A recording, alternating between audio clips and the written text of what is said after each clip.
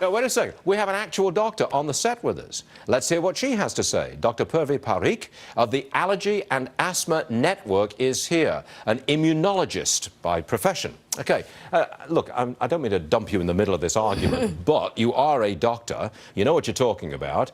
Do you think that Mr. Klein can be an effective Ebola czar with no healthcare experience?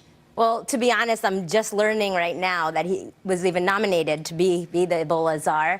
There's no harm in having somebody overseeing it as long as they are working closely alongside with healthcare agencies such as the CDC and the NIH. Okay, now you say that we should be worried about Ebola. Got that. Right. But he's not reporting to the healthcare agencies. I'm trying to change the subject here.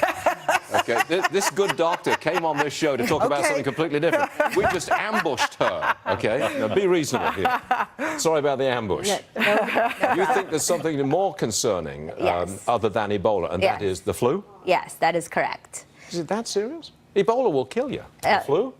Now, Ebola, don't get me wrong, is very scary. My heart goes out to the people in Liberia. My heart goes out to our infected healthcare workers.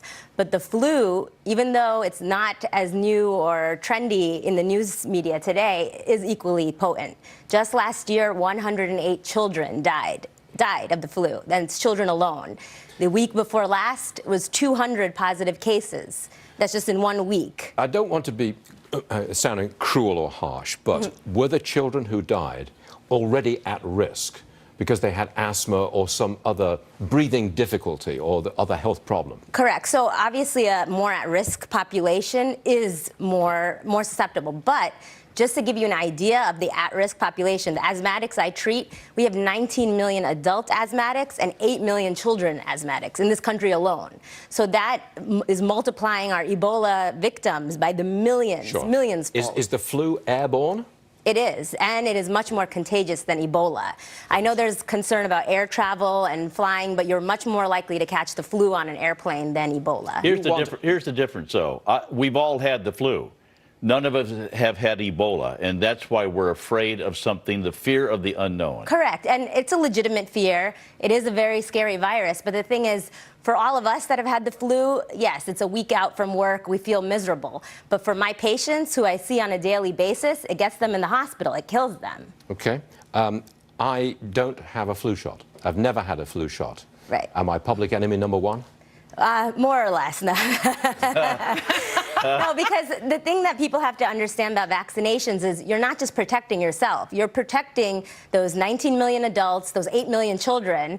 You could have protected the 108 children that died last year. And in our summer alone, flu is thought of as a fall-winter disease. We had 3,000 cases this past summer, confirmed. So those are people that were tested. There's many more that don't get tested. What proportion of the what proportion of the population has had a flu shot so far this flu season?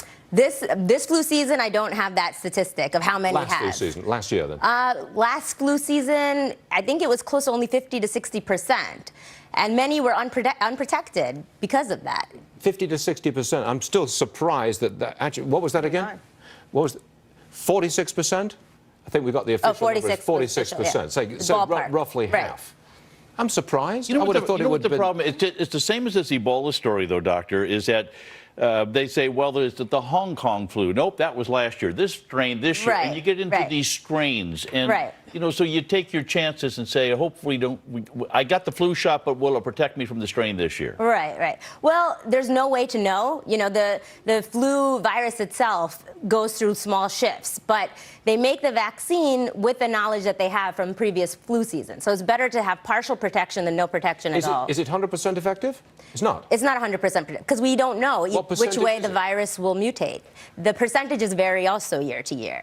Like 2009, we had a large shift, and with H1N1. Doctor, you've got a tough sell. No, it's not a tough sell, though, because why wouldn't you protect yourself? And why wouldn't you protect these other people from dying? Because you're not guaranteeing that I've got protection. There is somewhat of a guarantee, though. No, there's either a guarantee or there isn't. And it's there is of a guarantee, it's not a guarantee. When you get sick, you won't be as virulent. You won't be spreading it to the asthmatic sitting next to you on the subway or on the bus, who is at risk of dying. Okay.